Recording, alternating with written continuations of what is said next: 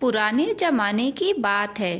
एक समृद्ध और शक्तिशाली राजा था जिसका नाम राजा वीर सिंह था। उसकी एक ही संतान थी, राजकुमारी चंद्रप्रभा। वो सुंदरता और ज्ञान की मिसाल थी। राज्य के लोग उससे बेहद प्रेम करते थे। राजा वीर सिंह की रानी एक भविष्यवक्ता संत की भक्त थी। जब राजकुमारी चंद्रप्रभा 5 वर्ष की थी, तब एक दिन उस संत ने रानी से कहा कि रानी चंद्रप्रभा, एक दिन ये लड़की तुम्हारे पति राजा वीर सिंह की मौत का कारण बनेगी। ये सुनते ही रानी भयभीत हो गई। उसने राजा को ये बात बताई, मगर राजा ने कहा कि ये सिर्फ एक भ्रम है। लेकिन जैसे जैसे समय बीता, राजा के मन में संत की बात का असर होने लगा। राजकुमारी अब जवान हो गई थी और राजा उससे अत्यधिक भयभीत होने लगा था।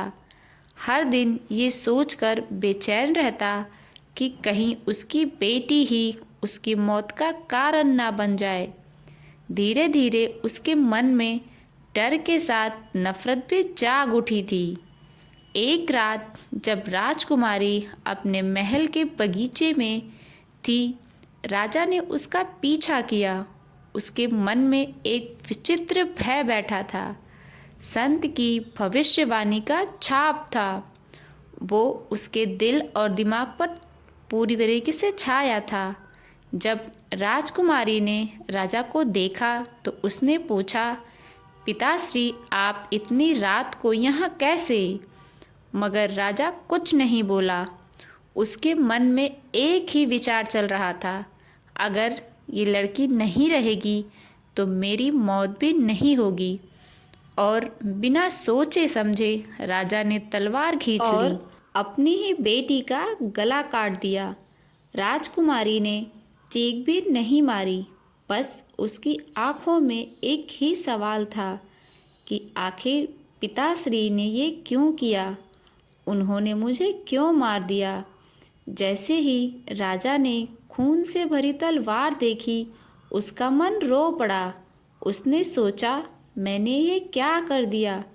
जो बेटी मेरी जान से भी प्यारी थी, मैंने उसका ही खून अपने ही हाथों से कर दिया। उस रात महल में विलाप मच गया। रानी जब पहुंची तो अपनी ही बेटी का शरीर देखकर वहीं बेहोश हो गई। राजा ने अपनी ही बेटी का खून किया था। इस बात से पूरा राज्य घृणा से भर गया। मगर सबसे बड़ा श्राप तो राजा के अपने मन पर था। उसने स्वयं अपने हाथों से अपने राज्य का अंत कर दिया था। फ्रेंड्स, अगर आपको मेरी कहानी पसंद आए तो मेरे वीडियो को लाइक करें, मेरे चैनल को सब्सक्राइब करें। बाय बाय, मिलते हैं नेक्स्ट वीडियो में।